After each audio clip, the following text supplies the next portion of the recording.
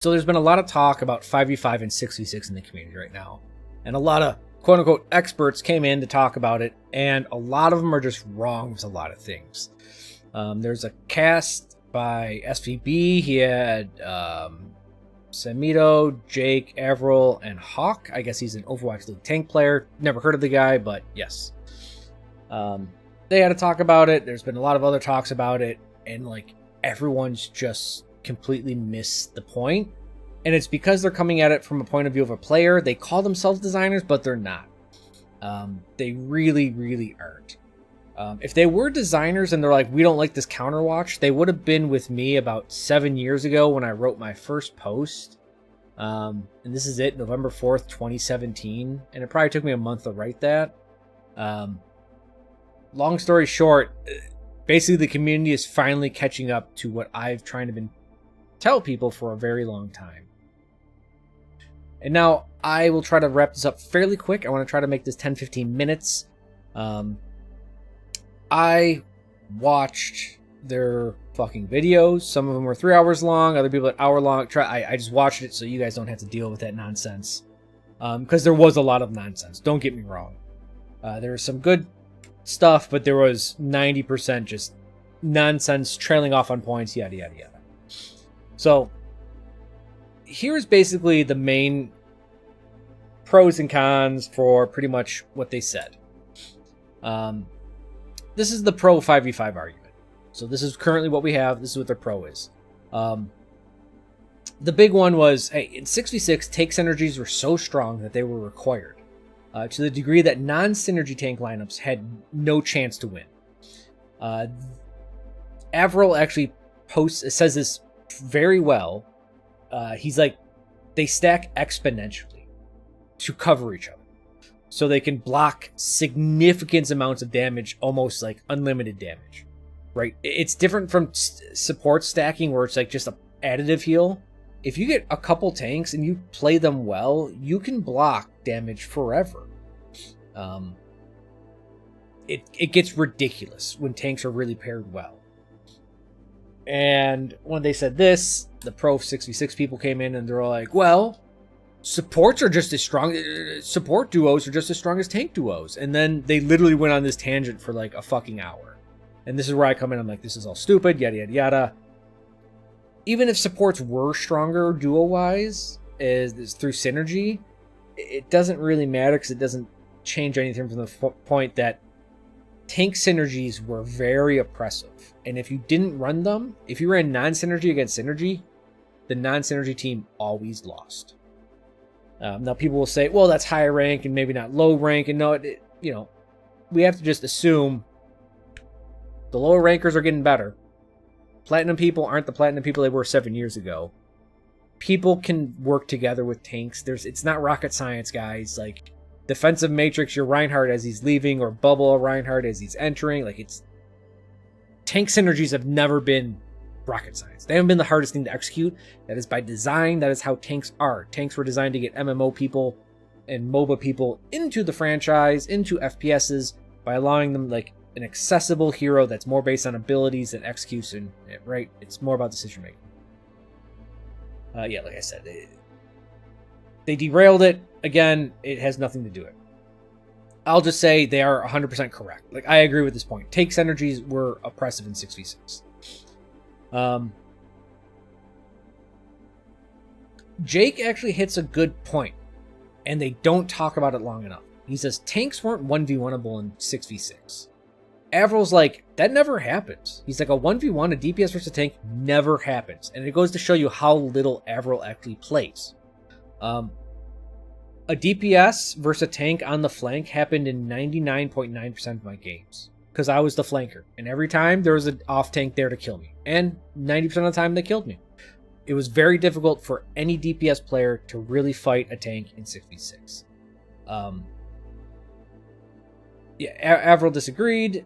But Jake is correct that tanks won most 1v1s with less effort because they're more decision-based rather than, execution-based.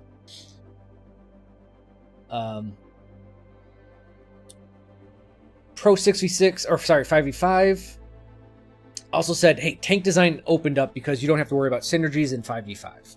100% true, and actually Aaron Keller agreed with this directly. He says, yes. He says tank design will open wide up. We have a lot more options on how to design tanks, yada, yada, yada, because we don't have to worry about all these ridiculous synergies. Now, this is where a lot of things will spawn off of. They'll be like, the truth of it is that there were less tank players. And pro 6v6 people will say, our game was not our game was abandoned. Kind of true.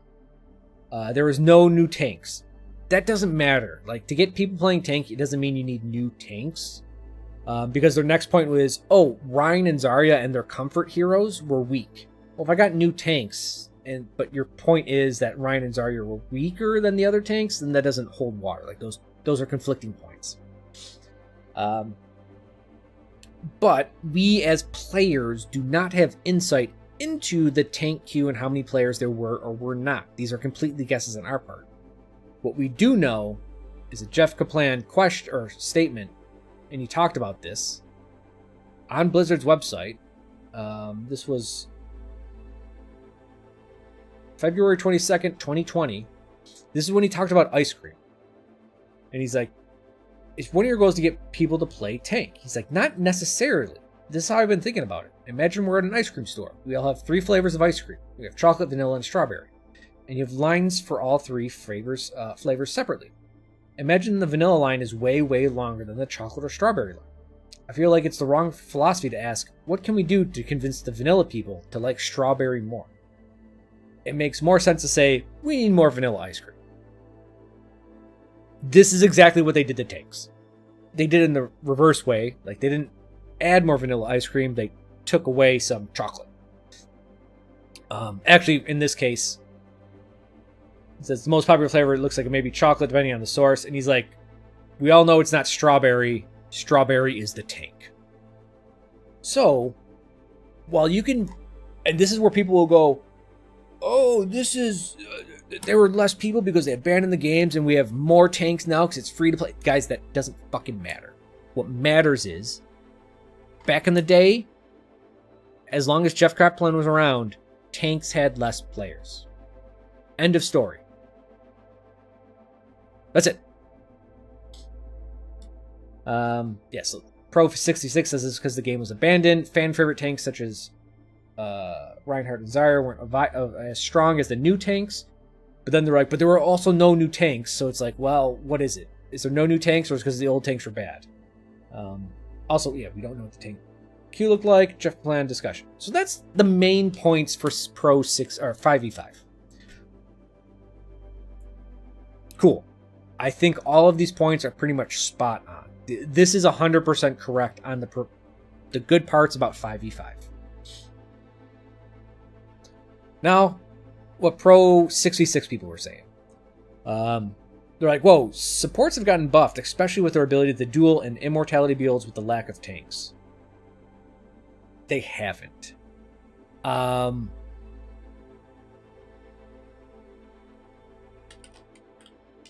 Supports actually haven't been getting buffed much. If at all.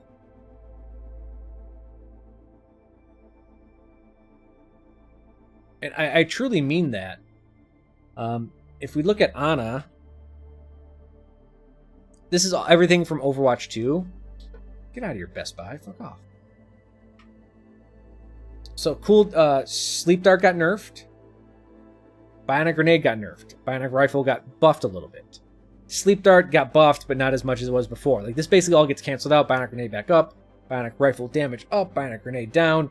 Yada yada. At the end of the day, Sleep Dart's a little bit worse against tanks. Bionic Grenade's a little bit worse against everyone. Its effect has been lowered by 0.5 seconds. Her damage goes back down to 70, etc. Ana actually got nerfed. Baptiste did get buffed. The latest change did change it a little bit. Mainly his buff comes to regenerative burst. That is the big thing. It was 75, it went to 100 health, they did it 50-50, and now it's 40-40, and then doubles if you're under half health. His range got nerfed, and then it got buffed back to its original, so that's no change there. But really, like, every support, like, didn't get changed much. Like, yes, Bap technically got buffed by a little bit, but overall doesn't really matter. Brig got a bunch of changes, but overall from the start of Overwatch 2, she's been nerfed. What is this? Alari doesn't count. New hero. Mercy, honestly, guys, hasn't changed much. They did a whole bunch of stuff with her. Fucking nothing much happened. The biggest nerf she got is actually the damage boost reduction. Everything else is pretty much the same. Lucio, literally nothing fucking happened with the guy. He actually got buffed. Oh, no, he got nerfed. It was this.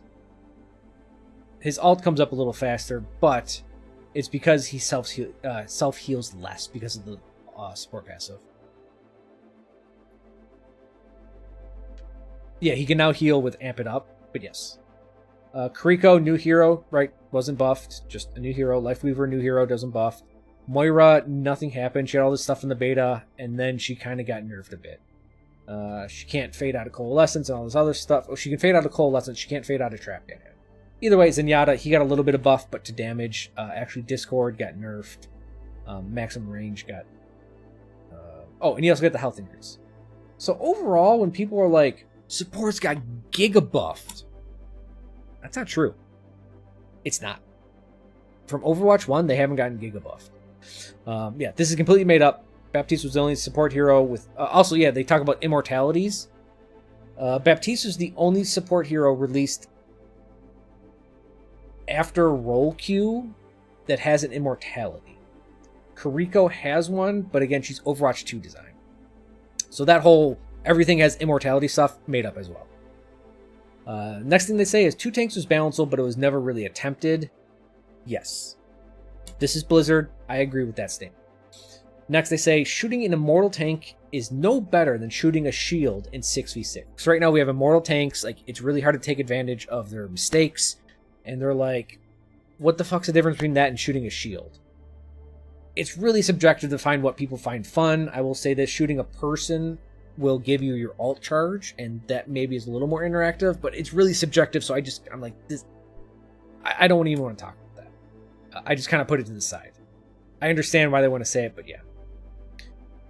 They said fighting tanks was more of an option in 6v6. In 5v5, it's simply not possible. I will say there is no disagreement here, but at least you know so you can get the fuck out. Now that we all clearly know tanks are overpowered one-on-one, whenever you interact with the tank, get out. Just run. That's it. That's how you deal with tanks now. Cool. In Overwatch 1, it was like, maybe I can take this. I probably can't, but maybe. It was close enough where it was actually somewhat engaging to take the fight, but you usually lost in the end.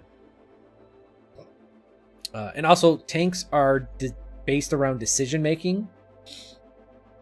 And so, this is a big thing no one talks about. Decision-making is the key characteristic of tanks. It's less on skill and execution and more on decision-making. So when it went to Overwatch 2, and now you have to decide to flank or stay with your team, that's a big fucking decision. So they actually made the class more of what its core design is about. So that's like, that is an actual intended design. And now here's the core of their argument. So the other ones were minor points. Their core point is, with the loss of a tank, and in their view, the entire off-tank role has created a lot of issues. Now, they will go into all these issues, but the truth is like, tanks have to decide, can they dive or do they sit and hold the line? I think that's an intended design, and maybe diving is not possible at all. Maybe, that could be a thing, but diving is an option for a tank. If your team can hold the line, or not even hold the line, like just duke it out, DM it. There's nothing wrong with that. And they kind of say this is like an issue of it. This is where they go off, but also this. And I'm like, no. These are all symptoms of what they just said. Tanks don't have the ability to flank anymore or dive. That's because, you got one tank. You can flank and you can dive. It just comes at a cost. Tank players don't like the pressure of being the only tank. It's something, but I get it. I don't know if it's that good of a point. But I will say this about this. It makes it a single point of failure that, like, the tank can't do. They can't take risks, essentially. It's kind of with this top one. And this is why they're all the same thing to me, more or less. Tank players getting harder or countered harder because they have no backup tank to stop damage outside of more healing. Right? Before, if you're getting countered, at least the other tank could step in and be like, all right, I can deal with this for a little bit while you get healed up, and now we're dealing with it. Now with only one tank, you get countered harder because there's nothing else besides more healing to save your ass. Tell you what, 3-4 years ago, everyone liked counters. They were all for it, and now it's affecting them more, so they're upset about it. But this is what I've been complaining about a while. There is some truth to this. I think there is something about it. But I would say this is still an issue with the top point of the loss of an off tank. Tanks have to compete against each other, not just fighting, but being picked, resulting in one hero being the answer or making counters worse. So if you play a map, point 1 of anything, let's say you have to pick Rein, because he's just the best tank at this point 1. Well, then they have to pick a Rein counter. And then you have to counter that counter, because you have really strong options, so there's really only one thing to do. Any other option that's inefficient, as in the right thing to do or the counter of the right thing, will result in you losing. They say tanks need more healing, now supports have gotten buffed. That's not true. They say depth and the complexity was lost, not just because of the loss of a player, but because tank heroes can't work together. This is true just by minusing 1. If I added a tank, like, the problem with this point is, well, I could say, well, then it's good to have to be more complex. Well, then let's add a third tank. That's more complex than 2. So it's like, yes, we lost some complexity that's inherent with just dropping 1. And some could make the argument that, well, now you have to be more creative and you have to have more complex answers to deal with this 1. And then they say snipers are too strong. But again, this is because tanks can't flank, yada, yada, yada. There are a bunch of minor complaints that are just the nature of removing one hero from each team, etc., etc. So this is their core arguments. Like I said, Pro 5v5, everything's solid. Pro 6v6, they got some okay points. The problem is almost half of them are based on this idea of loss of an off tank. And this is where the difference between being a player and a designer comes into play. Everyone else is a player who says they're a designer. I'm going to say coming at this from a designer point of view. Why do we got to hold the line? Right? That's the big one. Everyone's like, oh, but if a tank flanks, you can't hold the line. Fuck the line. Do we need a design that has a line? Right? People will bring up poke, dive, brawl. Something has to fit. No, those are your concepts. That's your problem you made for yourself. Designers should just design heroes that are fun and balanced. And as long as the synergies don't get crazy out of whack, then go at it. But to say, like, you have to play these specific ways, no. And this comes to the next thing.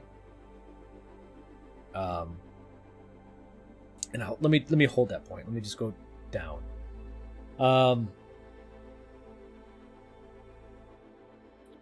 Other things.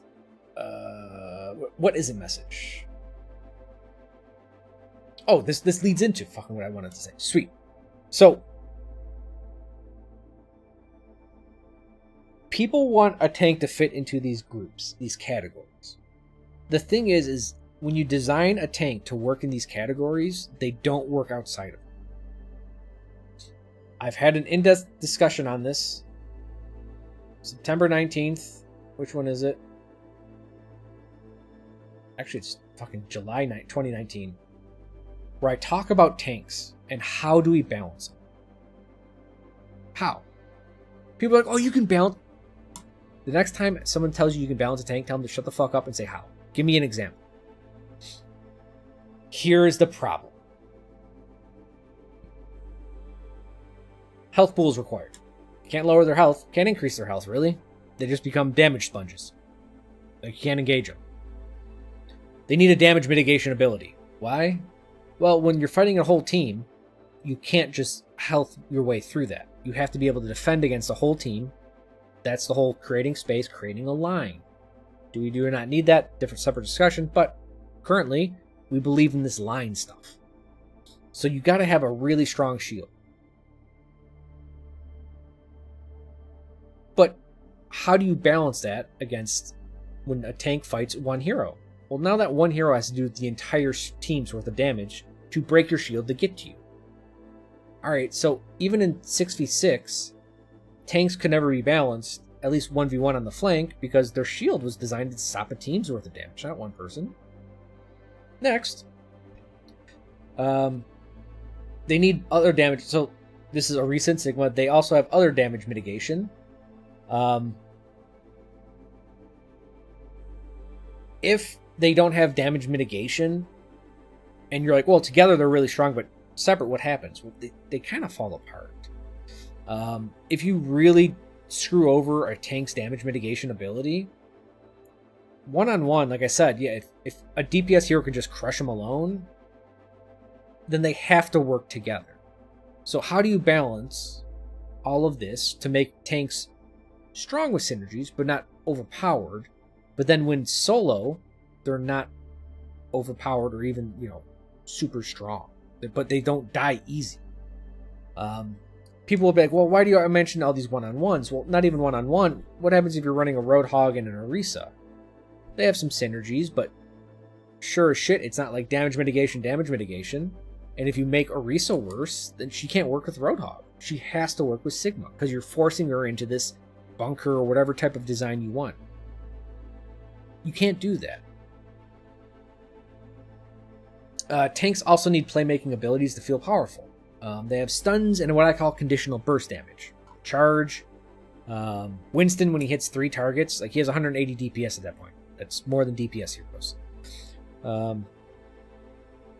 Most tanks, Zarya just has really high burst damage if she gets it up. Basically, there's a condition, and if that condition is met, they do a lot of damage to feel like they're doing impactful plays. You really can't take any of that away because they need to feel impactful and fun. Here's the issue: you need to make them useful when alone or poor synergy partners. So by nerfing specific tanks working together won't work. To be useful with, they need to be useful with all the other tanks. The funny other thing is a lot of all of this talk about, hey, tanks can't flank anymore, tanks can't pressure hit scans, snipers are too strong. This is my exact complaints as a DPS player in Overwatch 1. As an Overwatch 1 player, you couldn't flank. You got your ass beat. Hitscan just stayed in the back, and that's all you could do. A tank had to do your job. So now we're like, wait a second. In Overwatch 1, DPS had that issue. In Overwatch 2, tanks have this issue. Maybe it's not DPS or tank. Maybe we just have a fucking issue, like a design issue that we got to look at.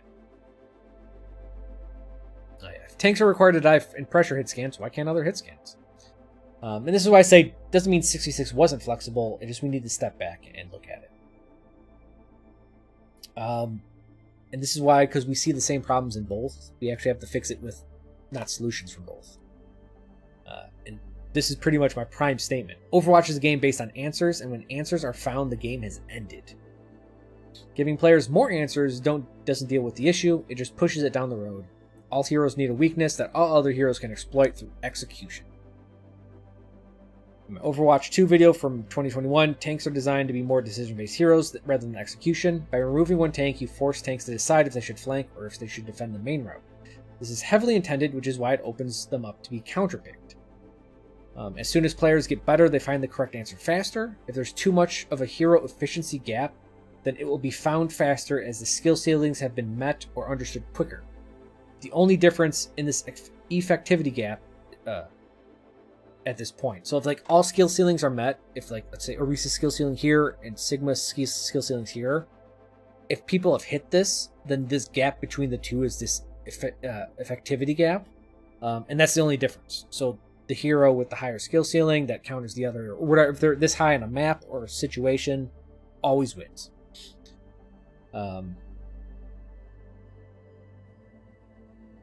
And if Avril never saw DPS versus a tank, then it indirectly supports the idea of having to group up. And now we're starting... This is why I say it's a design point of view, because we're stepping back. In Overwatch 1 and in Overwatch 2, there's no punishing for grouping up. There's not. There never has been. People, Samito, believes the problem was AoE healing.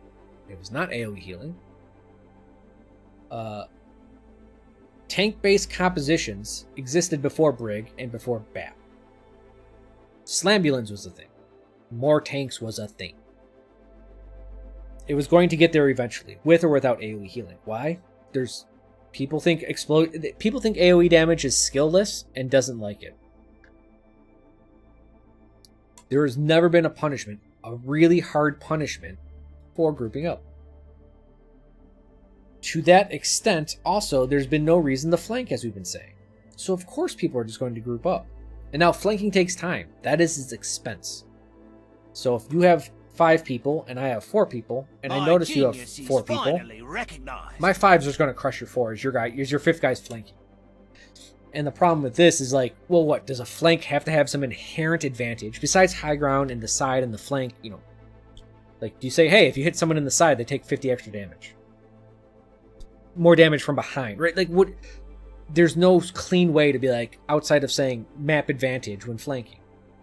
Because map advantage doesn't mean shit if my 6 or 5 guys are just smashing your 4. You can have whatever advantage you want. If you're a Cassidy, Widow, doesn't matter. You can one-shot one of my guys. I'm still going to crush the rest of your team.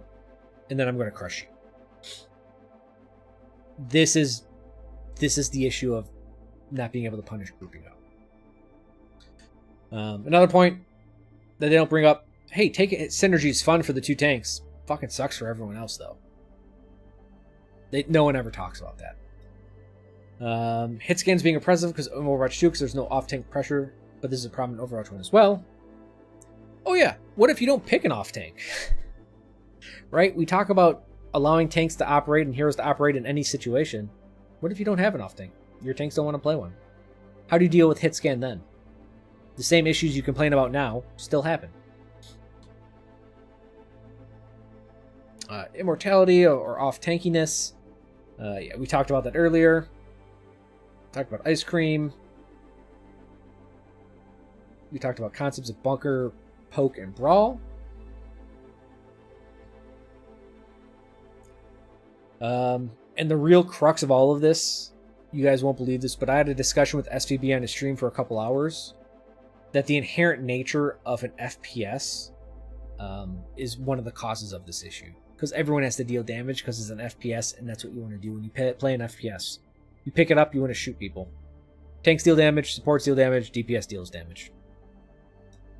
The only difference with DPS is they have more ways to keep that damage on you and in more situations. Other than that, DPS-wise, it's pretty much even across the board if we're talking like percentages.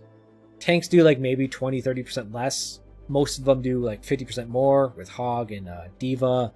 And a lot of tanks deal like 160 plus, while most DPS is from 100 to 120. Most supports are below 100. Half the tank roster is below 100 as well.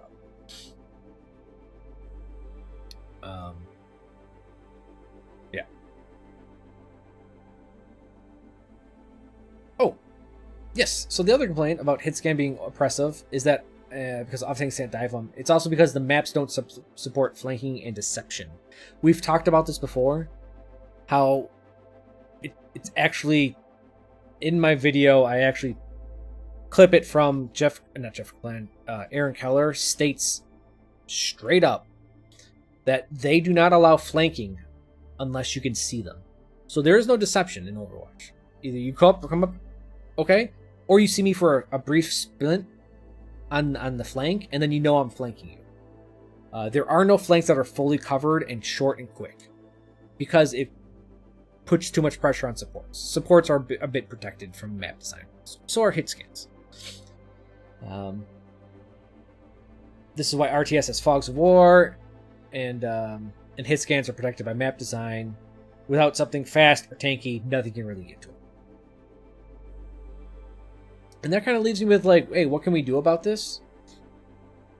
A. Map design. Allow for more flanking that's fully covered, not allowing heroes to know when they're being flanked or getting attacked. Redesign maps. Rework most maps that have hit scan favored high ground on defense. Rework most maps that have hit scan favored high ground on defense. Allow these spots to be flanked easily. This is the crazy issue I mentioned today.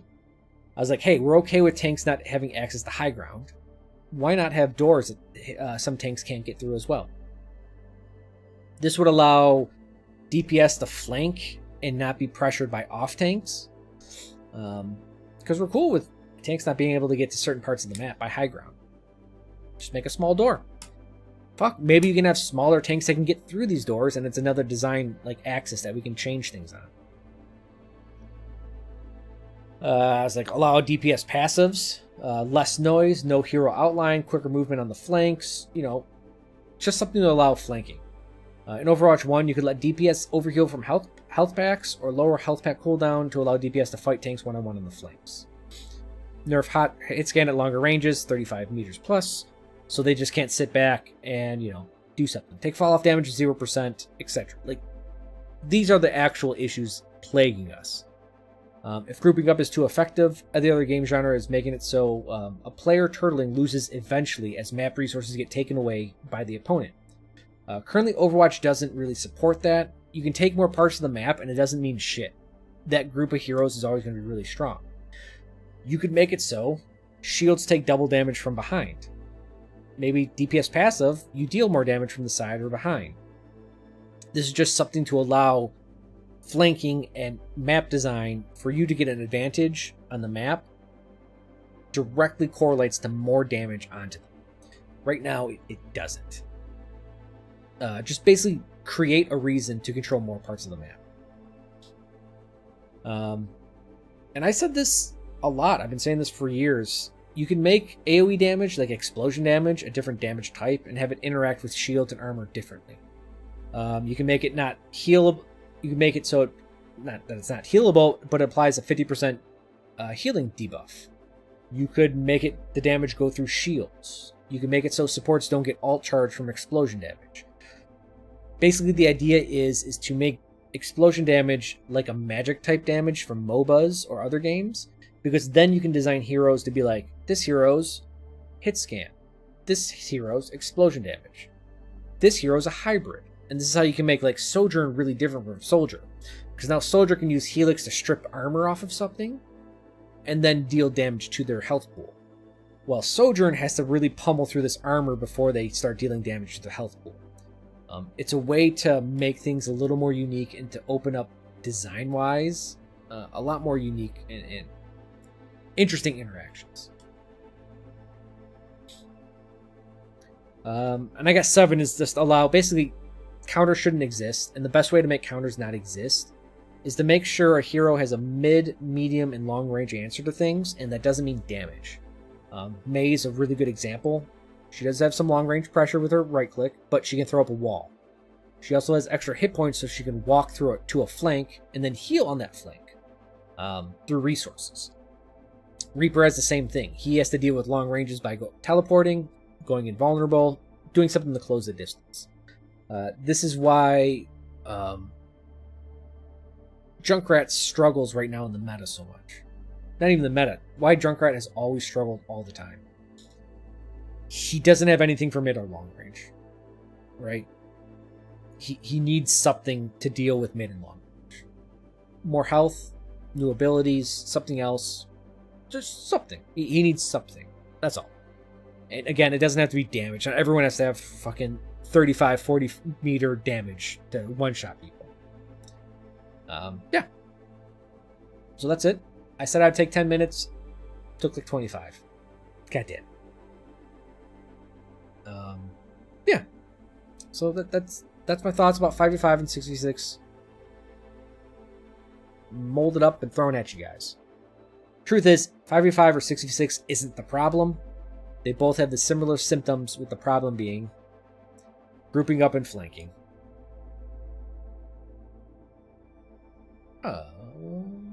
That's it. So I didn't interact with chat too much. Do you guys have any questions, comments, concerns?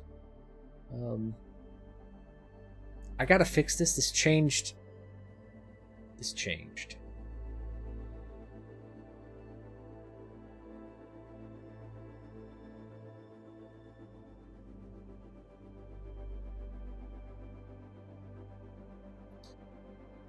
Because I stream in a higher resolution now, this whole thing is... It should go... It should be that way.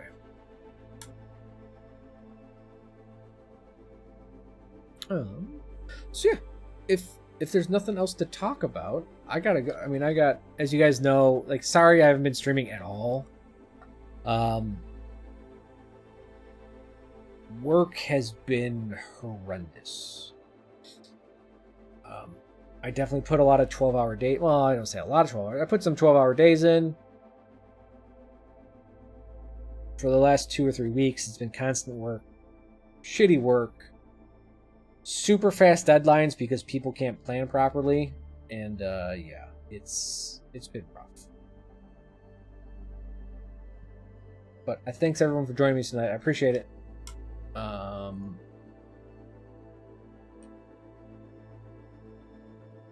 Let me leave you with some chiptunes. We started this one. I like 13. First, yeah, Flat Echoes.